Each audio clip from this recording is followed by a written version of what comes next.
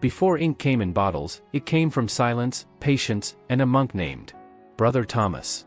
In the year 1147, in a limestone monastery perched on a hill, overlooking the rolling green valleys of what we now call northern France, there lived a man who would spend the next 20 years of his life with one book.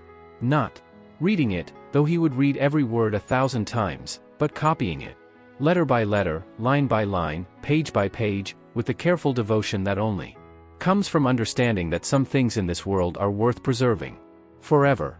The manuscript was Augustine's Confessions, written in Latin on vellum made from the finest calfskin, and when Brother Thomas first laid eyes on the original copy that had traveled from monastery to monastery for centuries, he knew he was looking at something sacred. Not just because of the words, though. Augustine's wrestling with faith and doubt spoke to something deep in the monk's quiet heart, but because of what those words represented. Knowledge, beauty, the patient work of human hands reaching across time. Tonight, we're going to sit with Brother Thomas in his scriptorium, feel the cold stone beneath our feet, smell the oak gall ink drying on parchment, and listen to the soft scratch of his quill as it moves across the page. We're going to feel the weight of 20 years passing like seasons, each day bringing him closer to completing something that would outlast kingdoms, outlast languages, outlast the very stones of the monastery where he worked. This is a story about slowness in a world that moved slowly. About dedication in a life built around dedication. About one man's quiet love affair with letters, and how 20 years can pass like a single, long, peaceful breath. Let us begin in the year 1147, when the leaves were turning gold outside the Scriptorium windows, and Brother Thomas was still a young man with steady hands and eyes clear enough to see the smallest detail in the fading afternoon light, the valley and the stones.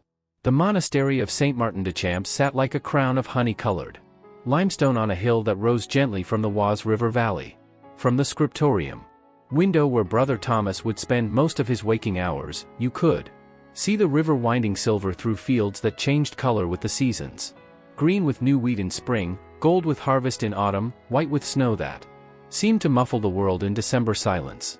The monastery had been built 2 centuries earlier, when the world was even quieter than it was in Thomas's time, when travel meant walking or riding horses along muddy roads that disappeared entirely in winter. The builders had chosen local stone that grew warm in sunlight and held that warmth through cool evenings, stone that had been quarried from the very hill on which the monastery stood, so that the building seemed to have grown from the earth itself. Inside, the corridors were wide enough for 2 monks to pass without speaking, though speaking was discouraged anyway, except during designated hours and in designated places. The walls were thick enough that sounds from the outside world rarely penetrated the inner sanctum of the scriptorium, where the most important work of the monastery took place, the preservation of knowledge, the copying of books, the slow, careful transmission of human wisdom from one generation to the next. The scriptorium occupied the entire second floor of the west wing, with tall windows facing south to catch the best light throughout the day. In summer, those windows could be opened to let in the sweet smell of hay from the fields below, and the monastery's own herb gardens. In winter, they remained sealed, and the monks worked by candlelight and whatever thin sunlight could penetrate the thick glass that had been made by craftsmen in a workshop 3 days' journey to the south. This was Brother Thomas's world, stone and light, silence and scratching quills, the smell of ink and parchment and the beeswax used to seal finished manuscripts. A world that measured time not in minutes or hours, but in pages. Completed, in seasons passing, in the gradual accumulation of words that would carry Augustine's voice across centuries. The young monk Thomas had come to the monastery at 17, which was not unusual for younger sons of minor nobility who showed an inclination toward learning and a temperament suited to monastic life. His family's estate lay 2 valleys over, a modest holding of fields and pastures that would pass to his elder brother along with the responsibility for maintaining the family's name and fortunes. 4. Thomas, who had always been drawn to books rather than swords, to quiet contemplation rather than the boisterous life of a lord's hall, the monastery offered something that his birth had made impossible, a life built around learning. He was 26 when the abbot first approached him about the Augustine project. By then, Thomas had been working in the scriptorium for 9 years, first As a novice learning to prepare parchment and mix inks, then as a junior scribe, copying prayers and simple texts, and finally as one of the monastery's most skilled copyists, trusted with important commissions and delicate restoration work. Thomas was not the most learned monk in the monastery. That honor belonged to Brother Benedict, who spoke Greek and Arabic as well as Latin and had spent years in Sicily studying texts that had been translated from languages even more ancient. Nor was he the fastest copyist. Brother William could complete 3 pages in the time it took Thomas to finish 2. But Thomas had something that the abbot valued more than speed or even scholarship. He had patience that seemed to stretch as deep as the stones beneath the monastery, and an eye for detail that caught the smallest errors before they could multiply through successive copies. When Thomas looked at a page of text, he didn't just see words. He saw the subtle variations in letter formation that revealed which scribe had written each section, the tiny corrections and marginal notes that told stories of previous readers, the way certain letters had been shaped differently in different centuries, carrying within their forms the history of how human hands had changed over time. He could spot a missing accent mark from across the room, and he had never, in 9 years of copying, made an error that wasn't caught and corrected before the page was finished. This attention to detail had not gone unnoticed. When rare manuscripts arrived at the monastery, sometimes carried by traveling scholars, sometimes sent by other monasteries seeking the expertise of St. Martin's Scriptorium, it was often Thomas who was entrusted with examining them, cataloging their contents, and deciding whether they were worthy of copying. It was during one such examination that Thomas first encountered the Augustine manuscript that would define the next 20 years of his life. The manuscript arrives. The messenger arrived on a Tuesday in late October, when the leaves on the oak trees surrounding the monastery had turned the color of old gold and the air carried the sharp promise of winter. He rode a horse that had been traveling hard, and he carried in his saddlebags a wooden box wrapped in oiled leather and secured with a lock that bore the seal of the Abbey of Saint Denis, near Paris. Inside the box, nested in silk cloth that had once been white but had yellowed with age, lay a manuscript that took Thomas's breath away the moment he opened the protective covers. It was Augustine's Confessions, but not just any copy. This was a manuscript that had been copied in the 9th century, possibly at the famous Scriptorium of Tours, where Alcuin had worked to standardize the script that would become the foundation of all medieval book production. The parchment was vellum of the finest quality, so thin that light seemed to glow through it, yet so durable that for centuries had left it as supple as the day it was first written upon. But it was not the age or even the quality of the materials that made Thomas's hands tremble slightly as he turned the pages. It was the beauty of the work itself. Each letter had been formed with a precision that spoke of years of training and a devotion to perfection that made Thomas, skilled as he was, feel like a child attempting to copy the work of angels. The margins were filled with illuminations. Tiny paintings no larger than a man's thumbnail that depicted scenes from Augustine's life, vines and flowers that seemed to grow from the text itself, initial letters that had been painted in gold and blue and crimson with such skill that they seemed to glow with their own inner light. But the manuscript was failing. For centuries of handling, of travel from monastery to monastery, of exposure to candle smoke and occasional dampness, had taken their toll. Some pages had tears that had been mended with silk thread, so fine it was barely visible. Others showed signs of fading, particularly in the margins where hands had rested while reading. Most concerning of all, the binding was beginning to fail, and with each opening of the book, more stress was placed on pages that might not survive many more handlings. The message that accompanied the manuscript was simple: Saint Denis needed a new copy, one that would preserve not just Augustine's words but the beauty and care that had been lavished on this particular manuscript. They had heard of the skill of the scribes at St. Martin de Champs, and they were willing to pay handsomely for work of the highest quality. But more than that, they were entrusting St. Martin with something irreplaceable, something that represented the accumulated labor and devotion of generations of monks who had cared for this book as they would care for a relic. The abbot called Thomas to his private study that evening, after Compline had been sung and the monastery had settled into the deep quiet that would last until matins. The study was a small room behind the main altar, lit by 2 oil lamps and warmed by a small brazier that filled the space with the smell of burning oak. Charcoal. The Augustine manuscript lay open on the abbot's reading desk, and in the flickering light, the illuminated letters seemed almost to move. "I want you to copy this," the abbot said simply. "Every word, every letter, every illumination. I want you to create something that will last another 400 years." Thomas looked down at the open page, at a passage he knew well. "You have made us for yourself, O Lord, and our hearts are restless until they rest in you." The letters seemed to dance in the lamplight, and he could see the places where the original scribe's hand had paused, where tiny blots of ink revealed a moment's hesitation, where the pressure of the quill had varied with the rhythm of the copying. "How long do you think it will take?" the abbot asked. Thomas considered. He had copied books before, but nothing like this. Nothing that demanded not just accuracy but artistry.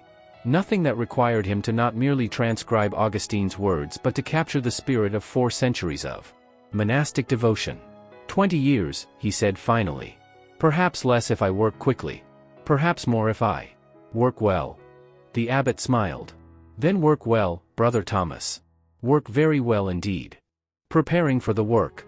The next morning, Thomas began the preparations that would occupy him 4 months before he could write the first word of Augustine's text. Creating a manuscript like the one entrusted to St. Martin required not just skill but materials of a quality that took time and considerable expense to acquire. First, there was the matter of parchment. The original manuscript had been written on vellum made from calfskin, but not just any calfskin. This was uterine vellum, made from the skins of unborn calves, which produced parchment of extraordinary fineness and clarity. Such vellum was expensive and difficult to obtain, requiring arrangements with farmers who would save the appropriate skins, and parchment makers who possessed the skill to transform them into writing surfaces of the highest quality. Thomas wrote letters to parchment makers in 3 different cities, describing exactly what he needed and offering to pay premium prices for work that met his specifications. The responses that came back weeks later were discouraging. The best vellum would take a year to produce, and the cost would strain even St. Martin's resources. But the abbot had made it clear that no expense should be spared, and Thomas arranged for the commission of enough fine vellum to complete the entire manuscript, with extra sheets to allow for mistakes and practice. While he waited for the parchment, Thomas turned his attention to the other materials he would need. Ink was perhaps the most crucial element after the vellum itself. The original manuscript had been written with iron gall ink, a formula that had been perfected over centuries and that, when properly made, would remain dark and clear for hundreds of years. But making good iron gall ink was an art in itself, requiring not just the right proportions of oak galls, iron sulfate, and gum arabic, but an understanding of how different batches of materials would interact, how temperature and humidity would affect the mixing process, and how the ink would behave on different types of parchment. Thomas spent weeks experimenting with different formulations, testing small batches on scraps of vellum and observing how they behaved over time. He wanted an ink that would flow smoothly from his quill, that would not blot or spread on the delicate surface of the vellum, and that would dry to a deep black, that would remain stable for centuries. It took him nearly 50 attempts to achieve a formula that satisfied him, and even then he continued to refine it as he worked, making small adjustments as the seasons changed and the humidity in the scriptorium shifted. The illuminated initials and marginalia that made the original manuscript so beautiful presented their own challenges. The gold leaf used in the original had maintained its brilliance across 4 centuries, but achieving such permanence required not just skill in application but gold of the highest purity and adhesives that would not decay over time. Thomas arranged for gold leaf to be imported from craftsmen in Florence, where the techniques of working with precious metals had been refined to an extraordinary degree. The colored inks used for the illuminations, the deep blues and brilliant reds and subtle greens that brought the manuscript to life, required pigments that came from across the known world. Ultramarine blue was made from lapis lazuli that traveled along trade routes from distant Afghanistan. The finest red came from Kermes insects that lived only in certain regions around the Mediterranean. These pigments were not just expensive but often unreliable in quality, and Thomas had to test each batch carefully to ensure that it would produce colors that would match the brilliance of the original. But perhaps the most important preparation was not material but spiritual. Thomas knew that the work ahead of him would test not just his skill but his patience, his dedication, and his faith. 20 years was a significant portion of a man's life, and Thomas was committing himself to spending those years in service to a single goal, the perfect reproduction of another man's work. He established a routine of prayer and contemplation that would sustain him through the long years ahead. Each morning, before he began work, he would read the passage he was planning to copy that day, not just for accuracy but for understanding. Augustine's Confessions was not merely a text to be reproduced but a spiritual journey that Thomas would walk alongside the great theologian, one word at a time, one page at a time, for 20 years. As winter gave way to spring, and the first shipments of vellum arrived at the monastery, Thomas prepared his workspace in the Scriptorium with the same care he would have used to prepare an altar for Massachusetts. He arranged his desk to catch the best light from the south-facing windows, positioned his ink bottles and quills within easy reach, and established the precise angles and distances that would allow him to work for hours without strain. On a Tuesday morning in late April, when the oak trees around the monastery were just beginning to show their first green leaves, Brother Thomas dipped his quill in ink, said a quiet prayer, and began to write the first word of Augustine's Confessions on a piece of vellum so fine that it seemed to glow in the morning light. Magnus, he wrote, great art thou, O Lord. The first year, learning the rhythm. The work began with excitement, the kind of quiet, deep satisfaction that comes from starting a project that you know will define years of your life. Thomas approached each morning with anticipation, eager to see how many pages he could complete, how closely he could match the elegance of the original manuscript, how perfectly he could capture not just the words but the spirit of the text he was copying. But excitement, Thomas learned, was not sustainable over months, let alone years. By the time the leaves changed color for the first time since he had begun his work, he had learned to find a different kind of satisfaction, the satisfaction of rhythm, of routine, of work that had become as natural as breathing. Each day began before dawn, with the bell that called the monks to matins. Thomas would rise from his simple bed in the dormitory, dress in his brown woolen habit, and make his way through the dark corridors to the chapel for the first prayers of the day. In the beginning, he found it difficult to focus on the prayers, his mind already racing ahead to the work waiting in the Scriptorium. But as the months passed, he learned to find in the rhythm of the divine office, the 8 daily prayers that structured monastic life, a foundation for the rhythm of his copying work. After matins came lauds, and after lauds the period of private prayer and study. That lasted until the sun was high enough to provide good light in the Scriptorium. Thomas used this time to read ahead in the Augustine text, to study the illuminations he would be copying, and to prepare his materials for the day's work. This preparation was crucial. Once he began copying, any interruption could lead to errors, and errors in a manuscript of this importance were simply unacceptable. The actual copying began when the sun had climbed high enough to illuminate his desk with clear, steady light. In summer, this meant beginning work at what we would now call 7 in the morning. In winter, he sometimes had to wait until nearly 9, and his working day was correspondingly shorter. But Thomas learned to work with the light rather than against it, understanding that forcing himself to work in poor conditions would only lead to mistakes that would take far more time to correct than they saved. The first stroke of each day was always the most difficult. After hours away from the work, Thomas had to reacquaint himself with the particular weight of his quill, the specific flow of his ink, the exact pressure needed to create letters that matched those in the original manuscript. He would begin each session by writing practice letters on a scrap of parchment, gradually working his way back into the precise control that the work demanded. Then came the copying itself. Thomas worked standing at a tall desk, the original manuscript positioned to his left, his copy directly in front of him.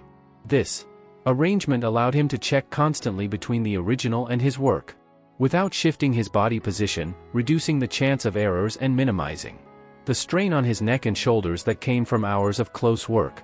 He copied slowly, perhaps 20 words in an hour when the text was simple, as few as 5 words when he was working on a particularly complex illuminated initial. Speed was never the goal, accuracy was everything. Thomas developed a method of working that involved reading each word 3 times, once in the original to understand its context, once as he wrote it to ensure accuracy, and once more in his completed copy to check for errors. By the end of his first year, Thomas had completed 37 pages of the manuscript, less than 1/10 of the whole, but enough to establish the patterns and rhythms that would carry him through the years ahead. He had learned to read Augustine's Latin not just with his mind but with his hand, understanding the flow of the great theologian's thoughts through the physical act of forming each letter. He had mastered the particular challenges of working with vellum so fine that the slightest excess pressure could puncture it, and ink so precisely formulated that even minor variations in temperature could affect its behavior. But more than technical skills, Thomas had learned patience of a kind he had never known before. The patience to spend an entire morning on a single illuminated initial, painting tiny leaves in gold and green, adding details so small that they could barely be seen with the naked eye. The patience to discover an error on a page he thought was finished and to scrape away hours of work with a knife so sharp it could remove ink without damaging the parchment beneath. The patience to accept that some days he would complete only a few lines, and that those few lines represented progress just as real as the days when everything flowed smoothly and pages seemed to fill themselves. Finding grace in repetition. By the time Thomas began his second year of copying, the work had settled into something deeper than routine. It had become a form of prayer, a meditation that used not words or images but the physical act of writing to draw him into communion with something larger than himself. He had developed a sensitivity to the rhythm of the monastery that surprised him. He could tell time not by the position of the sun but by the quality of light that fell across his desk, by the particular way sounds carried through the stone corridors during different hours of the day. He knew that Brother Benedict was preparing for morning prayers when he heard the soft shuffle of sandals in the corridor below, that the kitchen brothers were beginning preparations for the midday meal when the faint smell of cooking herbs reached the scriptorium. That evening was approaching when the light from his window began to take on the golden quality. That meant he had perhaps an hour of good copying time remaining. This sensitivity extended to his materials as well. Thomas could tell by the way his quill felt in his hand whether the humidity was rising and his ink would flow more freely, or whether a dry spell meant he would need to add a tiny amount of water to his ink bottle. He learned to read the surface of his vellum like a sailor reads the surface of the sea, understanding which areas would accept ink smoothly and which might require extra care to avoid blotting. But it was in his copying of Augustine's actual words that Thomas found the deepest satisfaction. Augustine's Confessions was not just a theological treatise, but a deeply personal account of one man's struggle with faith, doubt, sin, and redemption.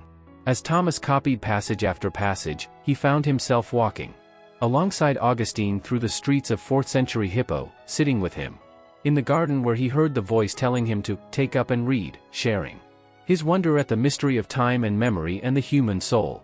Late have I loved you, O beauty ever ancient, ever new, Thomas wrote one autumn morning, and as he formed each letter, he felt the truth of Augustine's words in a way that mere reading had never conveyed. The physical act of copying, the slow, careful formation of each letter, the attention to every curve and stroke, seemed to open pathways of understanding that his mind alone could not access. Thomas began to notice patterns in Augustine's writing that only became apparent through the intimate act of copying. The way certain phrases repeated, with subtle variations, like musical themes returning in a symphony. The places where Augustine's emotion seemed to spill over into the rhythm of his Latin, creating sentences that sang with joy or groaned with the weight of sin and regret. The moments where the great theologian's intellect seemed to pause, allowing wonder or humility to fill the space between words. These discoveries made the work not just bearable but joyful. Thomas found himself looking forward to certain passages that he knew were coming, anticipating the pleasure of copying words that had moved him deeply during his initial reading of the text. He began to understand why scribes in earlier centuries had sometimes added their own marginal comments to the manuscripts they copied, not from disrespect for the original text, but from an overflow of engagement that came from living so intimately with another person's words. By the end of his second year, Thomas had completed 71 pages. The work was progressing faster than he had initially expected, but he was in no hurry. He had learned to find in the copying itself a source of spiritual nourishment that made each day feel complete, regardless of how much he had accomplished in terms of pages completed. Seasons and illumination. The third year brought Thomas his first real challenge, the series of illuminated pages that decorated the most important sections of Augustine's text. These pages, with their intricate borders of vines and flowers, their historiated initials that contained entire scenes painted in miniature, and their use of gold leaf that caught and reflected light like tiny suns, represented the highest achievement of medieval book arts. Thomas had been dreading this phase of the work ever since he began the project. Copying text, no matter how carefully, was a skill he had mastered over years of practice. But illumination required artistic abilities that he was not certain he possessed. The original manuscript contained illuminations of breathtaking beauty and complexity, initial letters that contained entire landscapes, marginal decorations that seemed to grow organically from the text, figures painted with such skill that their faces conveyed emotion as clearly as any sculpture. But as he began work on the first illuminated page, Thomas discovered that his years of copying had prepared him in ways he had not expected. The same attention to detail that allowed him to match Augustine's script letter by letter served him well when painting tiny flowers that were no larger than his fingernail. The patience he had developed through hours of careful copying proved essential when working with gold leaf so thin that a breath could destroy an hour's work. Most importantly, the deep familiarity with Augustine's text that had come from copying every word gave Thomas an understanding of which images and decorations were most essential to the meaning of each passage. He was not simply copying decorations but creating visual expressions of Augustine's spiritual journey, and his intimate knowledge of that journey informed every choice he made about color, composition, and emphasis. The work of illumination required different rhythms than simple copying. While text could be copied in any light that was bright enough to see clearly, painting required the specific quality of light that came only during certain hours of the day. Thomas found himself rising even earlier, working on illuminations during the precious hours of morning light when colors appeared truest, then shifting to text copying as the light changed throughout the day. He also had to learn new skills: how to prepare painting surfaces on vellum, how to mix pigments to achieve exactly the right shade of blue or red, how to apply gold leaf so that it would adhere properly and age gracefully. Some of these skills he learned from Brother Michael, the monastery's only experienced illuminator. But many he had to discover through experimentation and careful observation of the original manuscript. The seasons took on new meaning as Thomas worked on the illuminated pages. Spring brought not just warmth and longer days but specific flowers that he could observe and study as he painted their representations in the margins of his manuscript. Summer provided the clear, steady light that made detailed work possible. Autumn brought the gold and crimson colors that he needed to capture in his illuminations of Augustine's more passionate passages. Winter, with its shorter days and softer light, became the season for planning and preparation, for mixing pigments and preparing gold leaf for the detailed work that would come with spring's return.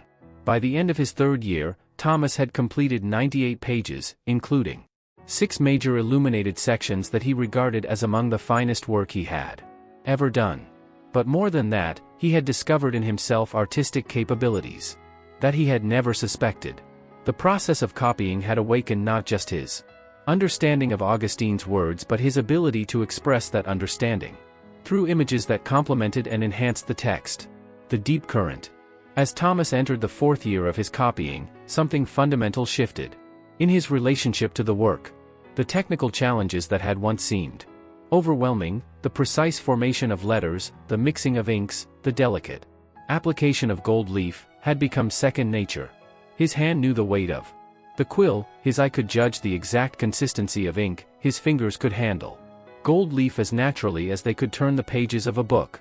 This mastery of technique freed Thomas's mind to engage with Augustine's text on levels he had never experienced during his years of simply reading the Confessions. As he copied, he found himself entering into a kind of dialogue with Augustine across the centuries, understanding not just what the great theologian had written but how he had thought, the rhythm of his mind as it worked through the great questions of faith and doubt, time and eternity, sin and grace. Thomas began to notice things that no casual reader could observe: the places where Augustine's handwriting, or that of his scribes, seemed to slow, suggesting moments of particular importance or difficulty, the way certain themes emerged and submerged and emerged again throughout the text, like musical motifs in a complex composition, the subtle ways that Augustine's style evolved throughout the 13 books of the Confessions, reflecting his growth as both a writer and a Christian. These discoveries made the work feel less like copying and more like conversation. Thomas found himself anticipating Augustine's thoughts, understanding the logical progression of his arguments before he reached them in the text, feeling the emotional weight of passages before he copied the words that carried that weight.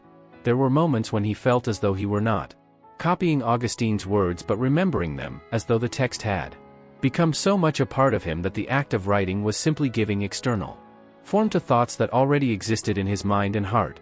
The fourth year also brought the deepest challenge of the entire project, Book 11 of the Confessions, Augustine's meditation on the nature of time. These chapters, with their dense philosophical argumentation and their paradoxical insights into the relationship between time and eternity, had puzzled readers for centuries. As Thomas copied them, word by word, he found himself drawn into Augustine's investigation in a way that pure reading had never achieved. What then is time? Augustine asked, and as Thomas wrote the question, he felt the full weight of its mystery. If no one asks me, I know. If I want to explain it to a questioner, I do not know. The paradox was not just intellectual but physical. Thomas was spending time to copy words about time, using the sequential nature of writing to explore ideas that seemed to transcend sequence altogether. By the fifth year, Thomas had reached a state that medieval mystics would have recognized as contemplative absorption. The boundaries between himself and his work, between the act of copying and the content of what he copied, between his own spiritual journey and Augustine's, began to blur in ways that were both disconcerting and deeply satisfying. He found that he could work for hours without conscious thought, his hand moving across the vellum in response to rhythms deeper than intention, forming letters with a precision that seemed to bypass his conscious mind entirely. During these periods, time itself seemed to behave differently. Hours could pass like minutes, or minutes could stretch with the fullness of hours, depending not on the clock but on the depth of his engagement with Augustine's words. Thomas began to understand why the great manuscripts of earlier centuries had taken decades to complete. It was not simply a matter of technical difficulty or the scarcity of materials, but because the work itself required this kind of deep temporal commitment. Only by living with a text for years, by copying every word and forming every letter, could a scribe truly absorb and transmit the full depth of what he was preserving. By the end of his fifth year, Thomas had completed 174 pages of the manuscript, nearly half the total.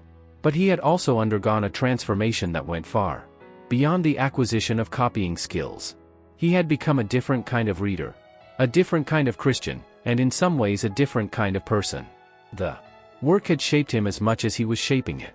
The middle years of Thomas's project, years 6 through 10 of his copying, were marked not by dramatic developments but by the deepening of patterns that had already been established.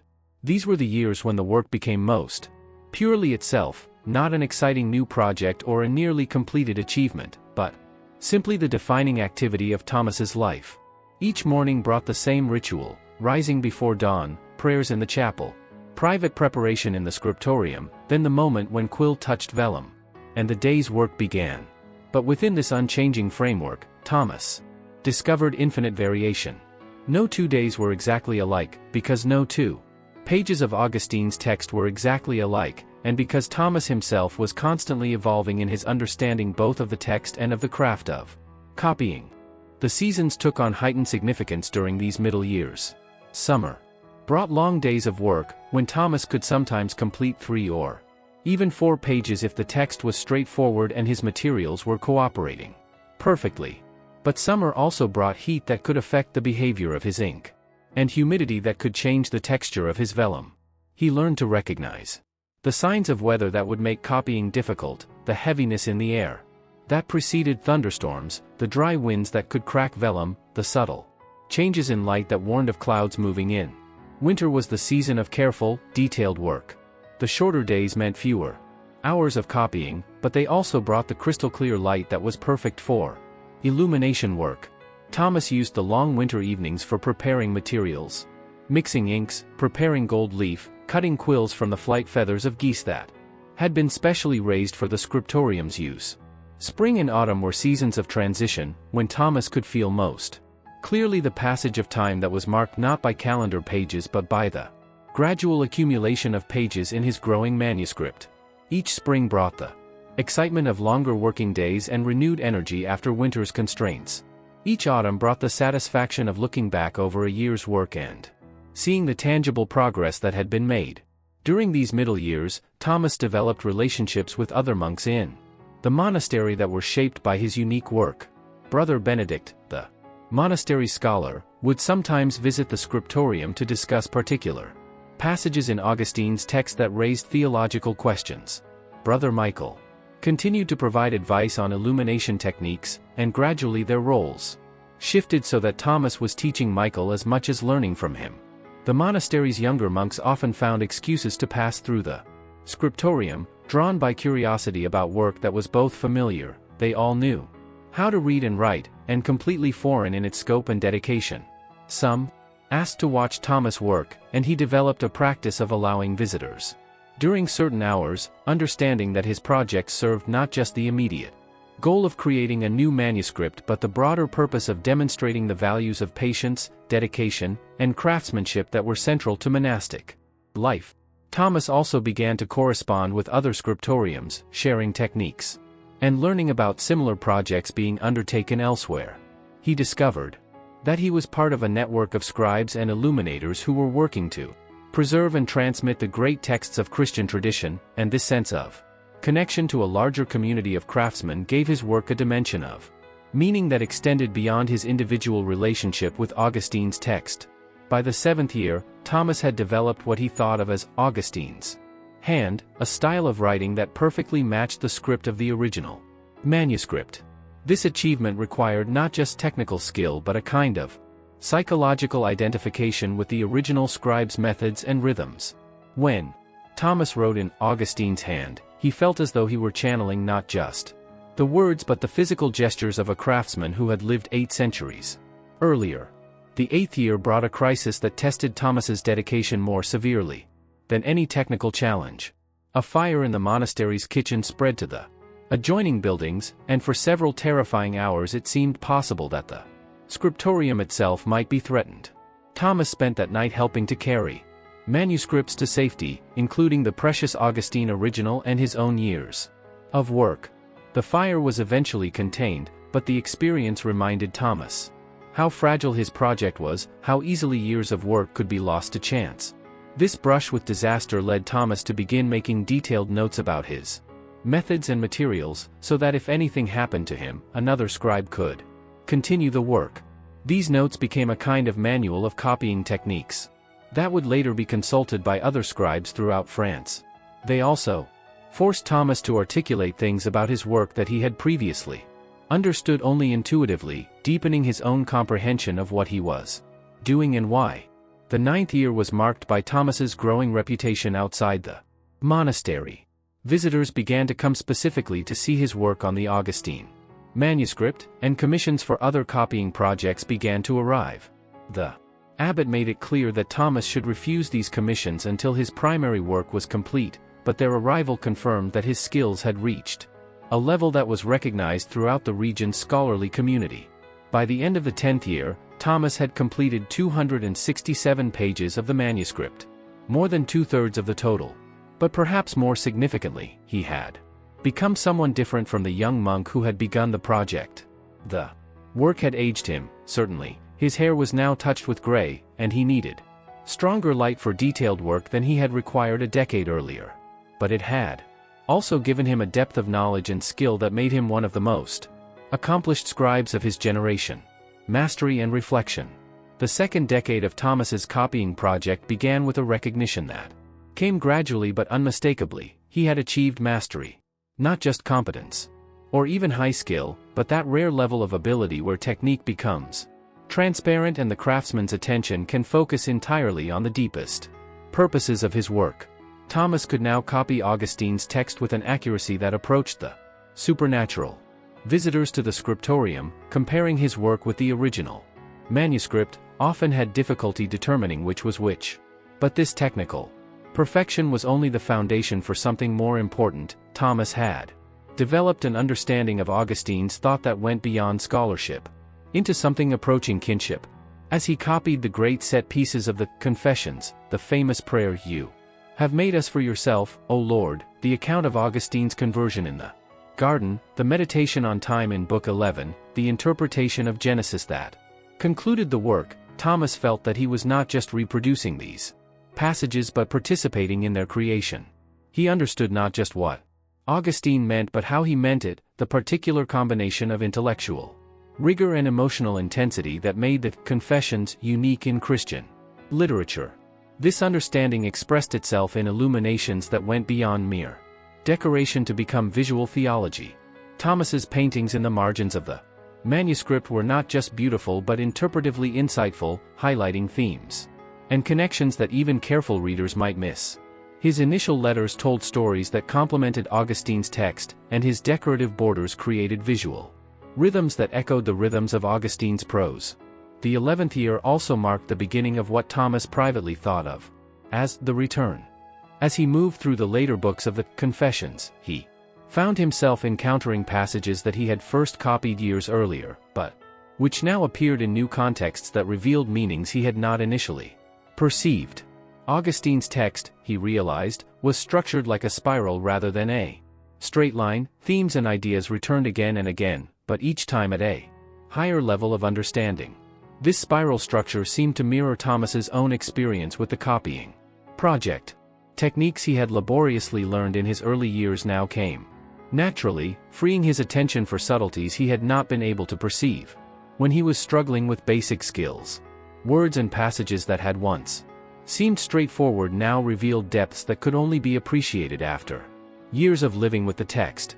The 12th year brought an unexpected visitor to the monastery, a scholar from the new university at Paris who had heard about Thomas's work and wanted to examine his manuscript. This scholar, Master William of Champeaux, was one of the most respected theologians of his generation, and his visit drew other learned men to the monastery. The examination of Thomas's work became an event that lasted several days and involved careful comparison with the original manuscript, detailed discussions of copying techniques, and theological conversations about Augustine's text that went deep into the night. Master William pronounced Thomas's work a miracle of fidelity and beauty, and arranged for the University of Paris to commission a copy of his completed manuscript, a commission that would provide the monastery with funds for years and establish Thomas's reputation throughout the scholarly world. But perhaps more important than this external recognition was what Thomas learned about himself during these conversations with Master William and his colleagues. He discovered that his years of copying had given him insights into Augustine's thought that were unavailable even to scholars who had spent their lives studying the Confessions. The physical intimacy of copying every word had revealed patterns and connections that pure reading could not uncover. The 13th and 14th years passed in what Thomas came to remember as a golden time. His skills were at their peak, his understanding of Augustine's text was deeper than ever, and his reputation had brought a steady stream of visitors who provided intellectual stimulation and confirmation that his work mattered beyond the walls of his monastery. These were the years when Thomas most clearly understood why God had called him to this particular work, and why 20 years was exactly the right amount of time to spend on it. The 15th year brought the first intimations that the project was approaching its end. Thomas found himself working on passages that he remembered reading in those first excited weeks when the Augustine manuscript had arrived at the monastery. The familiar words took on new poignancy as he realized that he would soon be copying them for the last time, completing a journey that had defined his adult life. By the end of the 15th year, Thomas had completed 327 pages of the manuscript. Only about 40 pages remained, perhaps a year's work if all went well. But Thomas was in no hurry to finish. He had come to understand that endings were as important as beginnings, and that the final pages of his manuscript needed to be not just accurate but worthy of the 15 years of work that had preceded them. Approaching completion. As Thomas entered the final phase of his copying project, he found himself working with a kind of bittersweet intensity that surprised him. For 15 years, The Augustine manuscript had provided structure and meaning for his life. The prospect of completing it was simultaneously thrilling and frightening. Thrilling, because he would finally achieve the goal that had sustained him for so long. Frightening because he would lose the work that had become the center of his existence. The 16th year was marked by what Thomas thought of as the slowing down. Not because his skills had deteriorated, if anything, he was working with greater precision than ever, but because he found himself reluctant to move too quickly toward the end. Each page completed brought him closer to finishing, and finishing meant saying goodbye to the daily companionship of Augustine's words, to the rhythms of copying that had become as natural as breathing, to the particular satisfactions that came from this unique form of work. Thomas began to notice details in Augustine's text that he had somehow overlooked during his previous 16 years of copying. Subtle word choices that revealed new dimensions of meaning, structural patterns that only became apparent when viewed across the entire scope of the work, moments of humor and humanity that made Augustine seem not like a distant theological authority, but like a friend with whom Thomas had been walking for nearly 2 decades. The 17th year brought another crisis, this one personal rather than external. Thomas woke one morning to discover that his vision had begun to blur. The fine details that were essential to his work, the precise formation of letters, the delicate application of gold leaf, the tiny brush strokes required for illumination, were becoming increasingly difficult to see clearly. For weeks, Thomas worked in growing frustration, straining to maintain the standards that had marked his work for 17 years. He consulted with Brother Anselm, who served as the monastery's physician, and tried various remedies that had been recommended for problems of vision. But gradually he was forced to accept that his eyes were aging, and that the work that had once been effortless was becoming a struggle. The solution came from an unexpected source. A traveling merchant brought to the monastery some pieces of polished crystal that had been crafted by artisans in Italy. These reading stones, as they were called, could be held over text to make letters appear larger and clearer. Thomas experimented with different pieces of crystal until he found one that allowed him to see fine details with the clarity he needed. Working with the reading stone required adjustments to all of his carefully developed habits. He had to position his work differently, hold his quill at slightly different angles, and develop new rhythms for moving between the magnified view provided by the crystal and the normal view needed for overall composition. But within a few months, he had adapted his techniques, and his work continued with its accustomed precision. The 18th year was perhaps the most purely satisfying of the entire project. Thomas's vision problems had been solved, his skills were at their absolute peak, and he was working on some of the most beautiful and complex passages in Augustine's text. These included the great meditation on memory in Book X, the philosophical investigation of time in Book 11, and the extended interpretation of Genesis that filled the final books of the Confessions. Thomas found particular pleasure in copying Augustine's analysis of memory, partly because the subject seemed so relevant to his own experience. After 18 years of living with Augustine's words, Thomas's memory of the text had become extraordinary.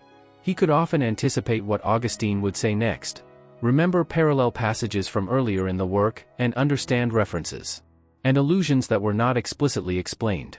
His mind had become, in a sense, a living concordance to the Confessions. The 19th year began with a ceremony that marked just how significant Thomas's project had become. The Bishop of Paris arrived at the monastery for what was officially a routine pastoral visit, but which everyone understood was primarily an opportunity to examine Thomas's manuscript. The bishop spent 3 days at the monastery, much of it in the Scriptorium, studying both the original Augustine manuscript and Thomas's copy.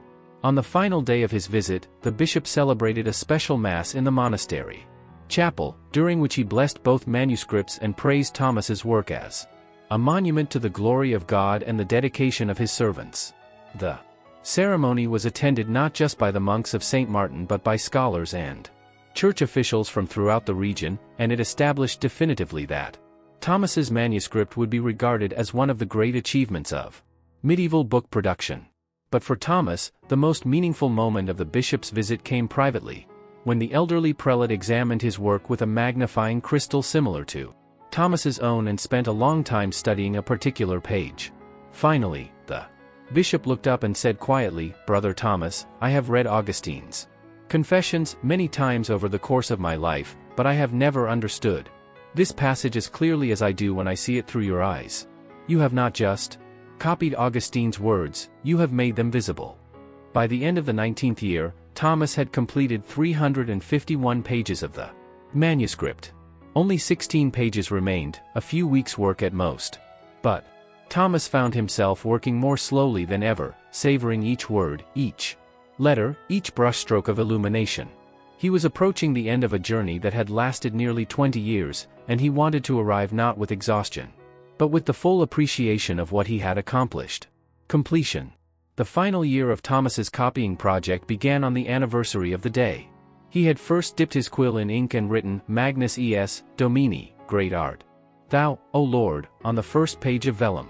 20 years seemed both like an eternity and like a moment, depending on how Thomas chose to measure the time. In terms of pages completed, words copied, and skills developed, it felt like several lifetimes of work. In terms of the satisfaction and purpose the work had provided, it felt like time that had passed in a single, long, peaceful breath. Thomas approached the final pages with a combination of excitement and reverence that made each day feel ceremonial. He was copying Augustine's interpretation of the first chapter of Genesis, passages that dealt with the very foundations of creation, with the relationship between time and eternity, with the mystery of how something comes from nothing through the Word of God. It seemed fitting that his 20-year project should conclude with words about creation, since his own work had been a kind of creation, the bringing into existence of something that had not existed before, something that would outlast kingdoms and carry Augustine's voice across centuries. The final illuminated page required 2 months of work. It was an initial for in principio, in the beginning, that Thomas designed as a summary of Augustine's entire spiritual journey. The letter itself was formed from intertwining vines that represented the complexity of human life, but vines that grew upward toward a golden sun that represented the divine light toward which Augustine had struggled throughout his Confessions. Within the curves of the letter, Thomas painted tiny scenes from Augustine's life, his youth in North Africa, his years as a teacher of rhetoric, his encounter with Saint Ambrose in Milan, his conversion in the garden, his ordination as a priest, his work as Bishop of Hippo. Each scene was painted with the microscopic precision that Thomas had developed over 20 years of illumination work, but also with an emotional depth that came from his intimate knowledge of Augustine's story. Someone examining the initial with a magnifying crystal could study it for hours, discovering new details and connections each time. But even someone viewing it with the naked eye could sense the richness and complexity that Thomas had embedded in the design. The actual final page of text was completed on a Tuesday morning in late September, when the light streaming through the Scriptorium windows had the same golden quality that Thomas remembered from the day he had begun the project 20 years earlier. The last words he copied were Augustine's conclusion to his great work, "You will give your gifts to us, and we shall be filled with good things, and our joy will be complete when we see that it is you who have wrought all things, you who are before all things, and in whom all things consist." As Thomas wrote the final letter, the T at the end of consistent, he felt a sense of completion that went beyond the simple ending of a task. He had not just finished copying a manuscript, he had completed a spiritual journey that had changed him in ways he was only beginning to understand. The young monk who had begun this work 20 years earlier had been skilled and dedicated, but he had been essentially a technician. The man who now laid down his quill was something different, an artist, a scholar, a mystic whose understanding of Augustine's text had been forged through the most intimate possible engagement with its words. Thomas spent the following week checking his completed manuscript from beginning to end, comparing every page with the original to ensure that no errors had crept in during his years of copying. He found 3 minor mistakes: a missing accent mark, a letter that was slightly malformed, a place where his ink had blotted, and corrected them with the same care he had devoted to the original copying. When this final checking was complete, Thomas knew that he had created something worthy of the trust that had been placed in him 20 years earlier. The completed manuscript was bound by Brother Marcus, the monastery's master bookbinder, in covers of oak boards covered with leather that had been dyed deep brown and decorated with brass fittings. The binding was designed to last for centuries, to protect the vellum pages and ensure that Thomas's 20 years of work would survive long enough to serve its purpose of preserving Augustine's words for future generations. On the feast day of St. Augustine, in October of Thomas's 20th year of copying, the completed manuscript was formally presented to the community. During the evening office, the original manuscript from St. Denis was also present, and the two books were placed side by side on the altar while the monks chanted the responsory for St. Augustine's feast, "You are great, O Lord, and greatly to be praised, great is your power and your wisdom is infinite." Looking at the two manuscripts, the original that had been created 8 centuries earlier and his own copy that had occupied the last 20 years of his life, Thomas felt a satisfaction deeper than any he had ever experienced. He had done what he had set out to do. He had preserved something beautiful and important, had transmitted across time the work of other craftsmen who had devoted their lives to the same purpose. He had become part of a chain of dedication that stretched from Augustine himself through the scribes who had first copied his words, through the illuminators who had decorated them, through the monks who had preserved them across centuries, to himself and to the future scribes who would continue the work of preservation. But more than that, Thomas had discovered something about the nature of time itself. 20 years of copying had taught him that time was not just duration but depth, not just sequence but meaning. Augustine had written about time as the fundamental mystery of human existence, the dimension in which we encounter both the temporal and the eternal, both change and permanence.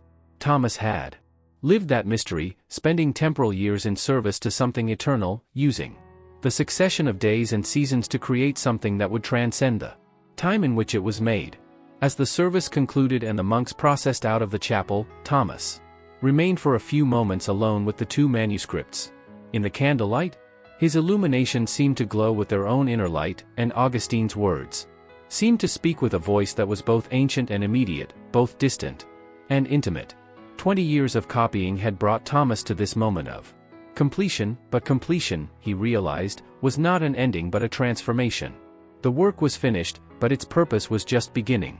The quiet after. In the days that followed the completion of his manuscript, Thomas experienced something he had not anticipated, a profound silence that seemed to settle not just around him but within him. For 20 years, every morning had brought the clear purpose of returning to Augustine's words, of advancing the great project by another page, another illumination, another step closer to completion. Now, for the first time in 2 decades, he woke to days that had no predetermined structure. No urgent call to the Scriptorium, no ancient voice waiting to be given new form. Through his careful hand. The silence was not empty, exactly, but it was vast in a way that surprised him. Thomas found himself walking through the monastery's familiar corridors as if seeing them for the first time, noticing details that 20 years of focused purpose had caused him to overlook. The way morning light fell across the stone floors of the chapel. The particular sound that Brother Benedict's sandals made when he hurried to morning prayers. The smell of bread from the kitchen that mixed with the faint scent of beeswax and parchment that always lingered near the Scriptorium. Thomas had expected to feel relief at the completion of his great work, and he did. But he had not expected to feel loss, a grief for the daily companionship of Augustine's words that was as real as mourning for a departed friend. For 20 years, Augustine had been Thomas's constant companion, more present in his daily life than any living person. The Confessions had provided not just work but conversation, not just purpose but spiritual nourishment. Now that conversation had ended, and Thomas found himself feeling unexpectedly alone. The abbot, wise in the ways of monastic life and human nature, understood what Thomas was experiencing. A week after the manuscript's completion, he called Thomas to his study for a conversation that Thomas would remember for the rest of his life. "You are grieving," the abbot said simply. "This is natural. You have spent 20 years in conversation with one of the greatest minds in Christian history, and now that conversation has ended. But grief, properly understood, is not the end of love, but its continuation in a new form." Thomas nodded, feeling the truth of these words but not yet understanding their implications. "Your copying of Augustine is finished," the abbot continued, "but your relationship with his words has just begun. For 20 years, you have been Augustine's student, learning to understand his thoughts through the intimacy of copying them. Now you must become his colleague, taking what you have learned and putting it to use in the service of others. The teacher. Within a month of completing his Augustine manuscript, Thomas found himself appointed as the monastery's master of the Scriptorium, a position that carried with it the responsibility for training younger monks in the arts of copying and illumination. It was work that drew directly on everything he had learned during his 20 years with Augustine, but it required him to articulate skills and insights that he had previously held as intuitive knowledge. Thomas's first student was Brother Philip, a young monk from a noble family in Normandy who had shown exceptional skill in calligraphy during his novitiate. Philip approached copying with the enthusiasm and impatience that Thomas remembered from his own early years, eager to tackle complex manuscripts. Before he had mastered the basic techniques that would make such work possible, teaching Philip forced Thomas to break down the copying process into steps that could be explained and practiced. What had become second nature to Thomas? The preparation of parchment, the mixing of inks, the precise angle at which to hold a quill, had to be analyzed and demonstrated. Thomas discovered that he possessed not just technical knowledge but a deep understanding of why certain techniques worked and others didn't, knowledge that could only have come from years of patient experimentation and careful observation. But more than technical skills, Thomas found himself teaching something that was harder to define, the spiritual discipline that made copying not just a craft but a form of prayer. He taught Philip to approach each day's work with the same reverence he would bring to the altar, to understand that the preservation of sacred texts was itself a sacred act. He showed him how to find in the repetitive motions of copying a pathway to the kind of meditative absorption that the monastery's mystics sought through more traditional forms of contemplation.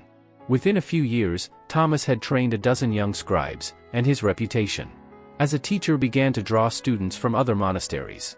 These visitors came not just to learn copying techniques but to understand Thomas's approach to manuscript production, his integration of technical excellence with spiritual purpose, his belief that the physical act of copying could deepen understanding of a text in ways that simple reading could not achieve. Teaching also allowed Thomas to continue his relationship with Augustine's words, though in a different form. When Philip struggled with a particular passage or technique, Thomas would often find himself referring to Augustine's text for illustrations and examples. The Confessions became not just a model of what perfect copying could achieve but a sourcebook of wisdom about the spiritual life that informed every aspect of Thomas's teaching. The scholar.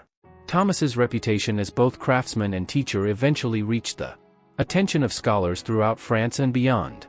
Visitors to the monastery began to seek him out not just to see his completed Augustine manuscript but to discuss Augustine's thought with someone who had engaged with the text in ways that went deeper than traditional scholarship. These conversations revealed to Thomas that his 20 years of copying had given him insights into Augustine's work that were unavailable to scholars who had studied the Confessions only through reading. The physical act of forming each letter had made him sensitive to rhythms and patterns in Augustine's prose that were invisible to conventional analysis.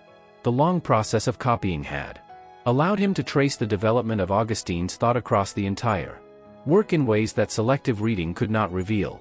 Thomas began to correspond with scholars at the new universities that were being established throughout Europe, sharing observations about Augustine's text that grew out of his unique experience as a copyist.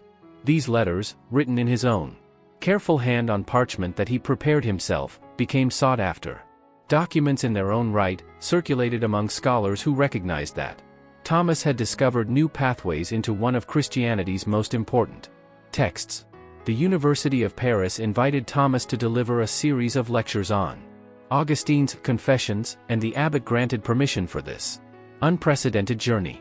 Thomas's lectures, delivered to audiences that included some of the most learned men of his generation, demonstrated how the physical act of copying could serve as a form of textual analysis more thorough and revealing than any other method of study. But perhaps Thomas's most important scholarly contribution came in the form of a treatise he wrote about the relationship between copying and understanding.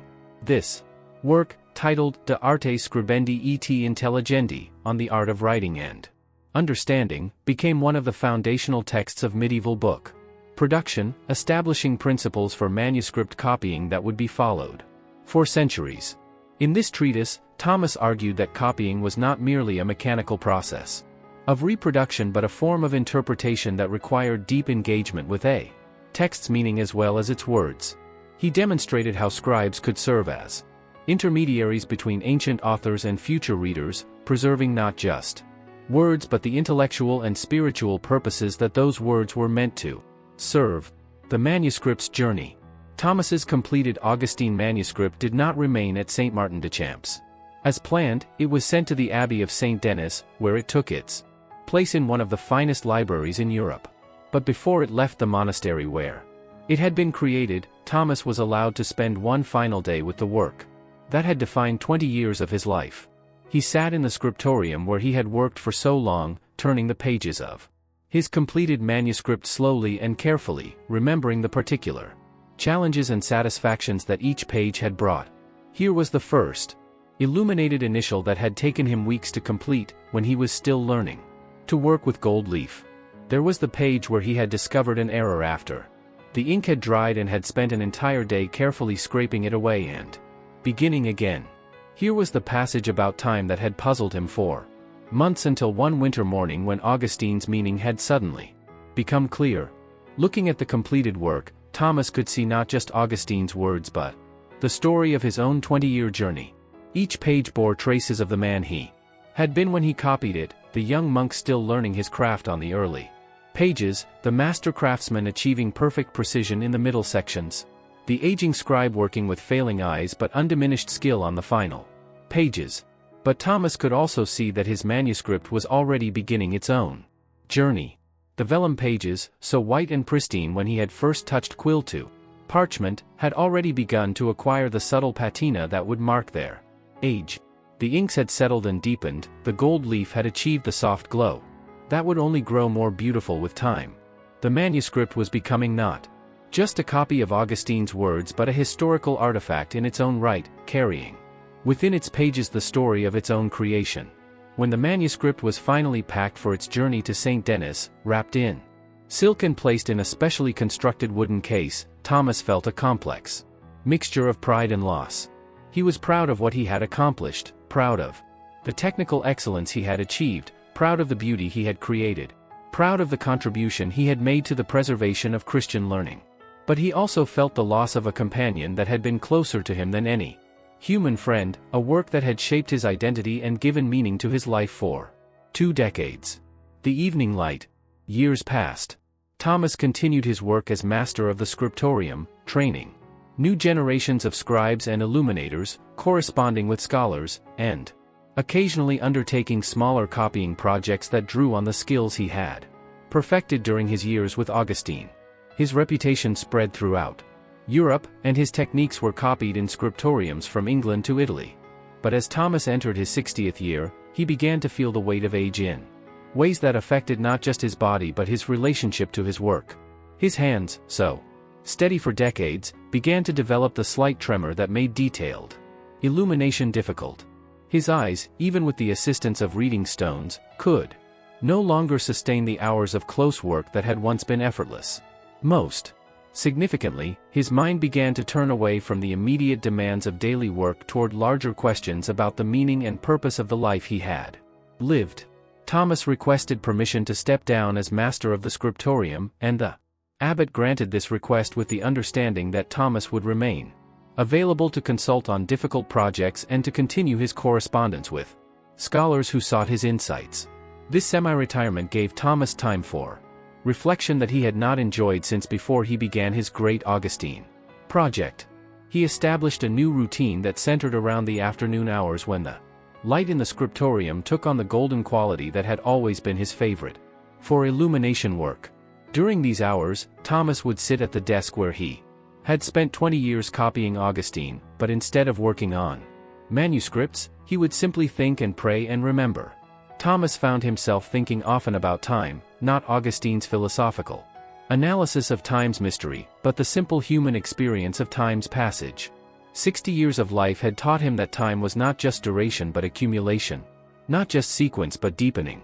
Each year had built upon the previous years. Each experience had gained meaning from its relationship to other experiences. Each moment of understanding had been prepared by countless previous moments of confusion and seeking. His 20 years with Augustine now seemed like the center around which all his other experiences had organized themselves. The years of preparation had led toward that work, and the years that followed had grown out of it. But more than that, those 20 years had taught him something about the relationship between temporal work and eternal purpose that no amount of theological study could have conveyed. By copying Augustine's words, Thomas had participated in something that transcended his individual life. He had become part of a tradition of preservation and transmission that stretched back to Augustine himself and forward to readers not yet born. His particular contribution would endure long after his own hands could no longer hold a quill, long after his own eyes could no longer distinguish between different shades of gold leaf, long after his own voice could no longer guide young scribes in the mysteries of manuscript production. The final seasons. Thomas lived for 8 more years after stepping down as master of the Scriptorium. These were peaceful years, marked by the gradual slowing of activities and the deepening of contemplation. He spent his mornings in prayer and reading, his afternoons in quiet conversation with visiting scholars and younger monks, and his evenings in the kind of reflection that only comes with age and the perspective that age provides. During these final years, Thomas received occasional reports about his Augustine manuscript and the other works that had grown out of his teaching and example.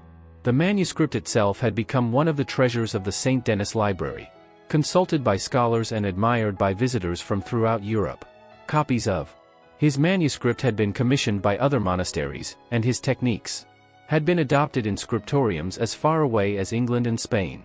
The treatise he had written about copying and understanding had become required reading for anyone serious about manuscript production. But perhaps most satisfying to Thomas were the reports that reached him about the spiritual lives of the scribes he had trained. Many of them had gone on to undertake major copying projects of their own, approaching their work with the same combination of technical excellence and spiritual purpose that Thomas had modeled. They were continuing the tradition that Thomas had helped to establish, ensuring that the careful preservation of sacred texts would continue long after his own participation in that tradition had ended. Thomas also received visitors who came specifically to meet the man who had spent 20 years copying a single manuscript. These visitors often seemed puzzled by what they found, not a driven ascetic or an obsessive perfectionist, but a gentle, thoughtful man who spoke with quiet satisfaction about work that had brought him deep contentment. They had expected to find someone marked by the extremity of his dedication, but instead they found someone who seemed remarkably at peace with himself and his choices. When these visitors asked Thomas whether he ever regretted spending 20 years on a single project, whether he ever wondered what else he might have accomplished with that time, Thomas would smile and speak about the difference between doing many things and doing one thing deeply.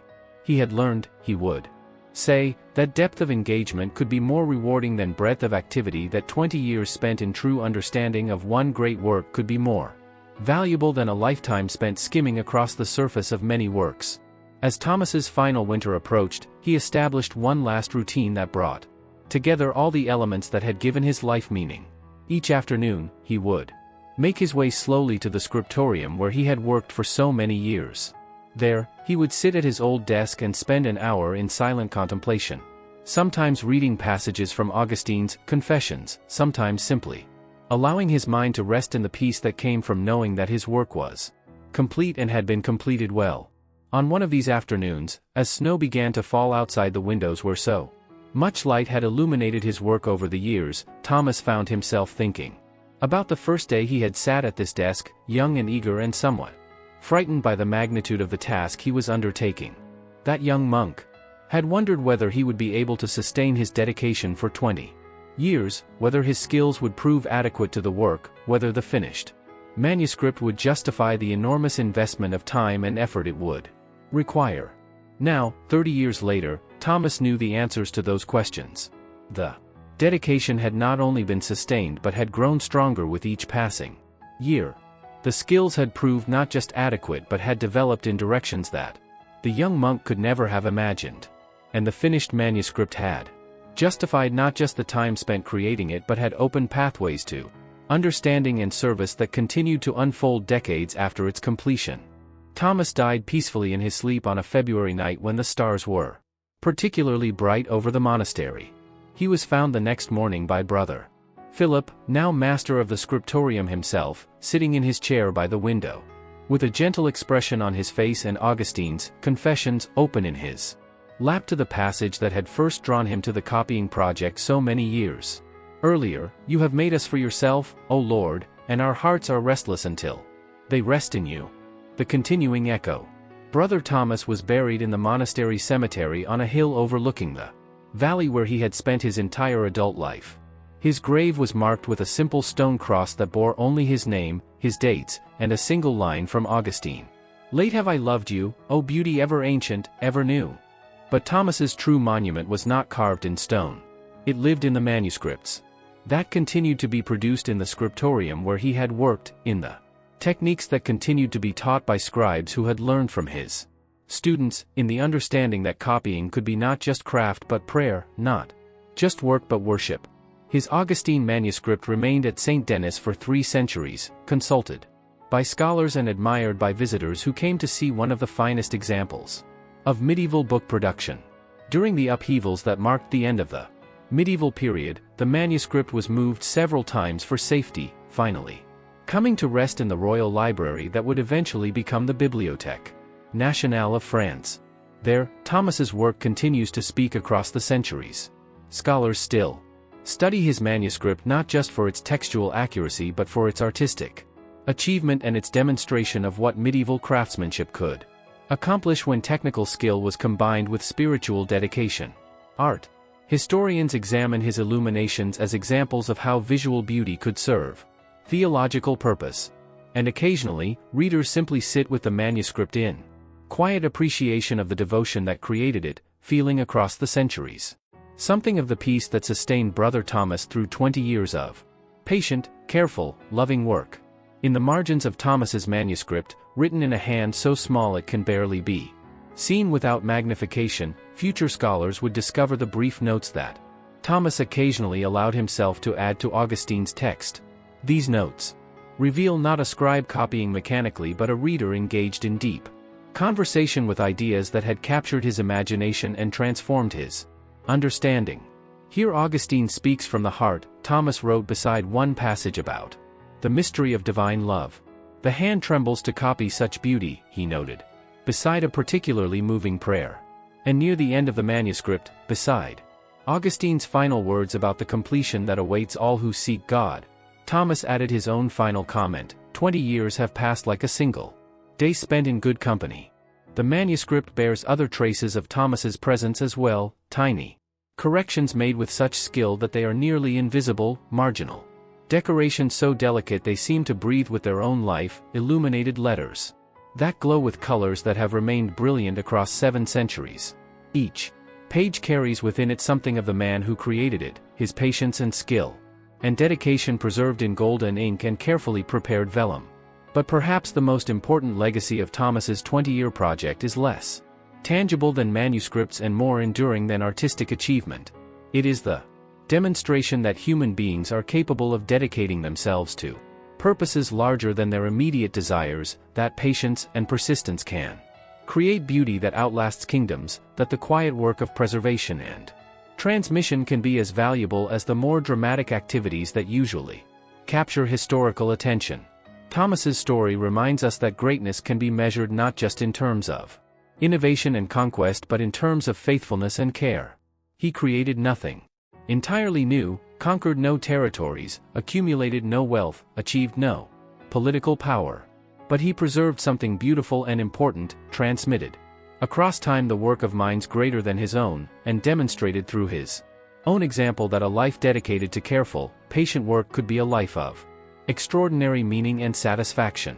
In our own age, when speed is often valued over precision and novelty over permanence, Thomas's 20-year commitment to a single manuscript might seem incomprehensible or even wasteful. But his story suggests a different way of measuring value, one that considers not just immediate results but lasting impact. Not just individual achievement but contribution to the common good, not just what we accomplish for ourselves but what we preserve for others. And so the work continues.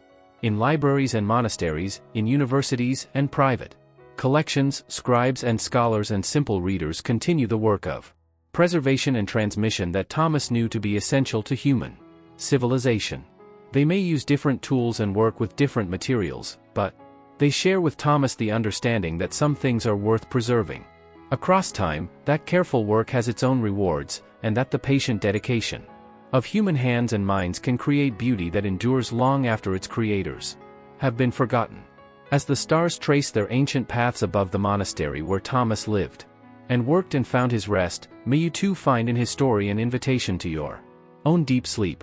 May you dream of illuminated letters that glow with inner light, of patient hands forming words that will outlast empires, of quiet lives dedicated to purposes that transcend the boundaries of individual existence.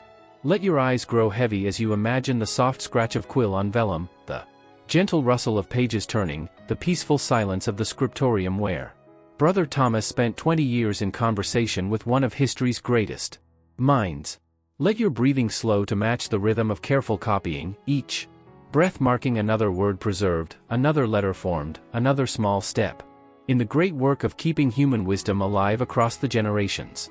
And now, as the last candle flickers in the silence of the hall, as the final page of Thomas's story settles into memory, let your thoughts drift back through time to that limestone monastery on its hill above the river valley, where the work of preservation continues still, where patience and dedication create beauty that time cannot diminish, and where the quiet voices of those who serve purposes larger than themselves whisper their ancient wisdom into the gentle darkness of approaching sleep.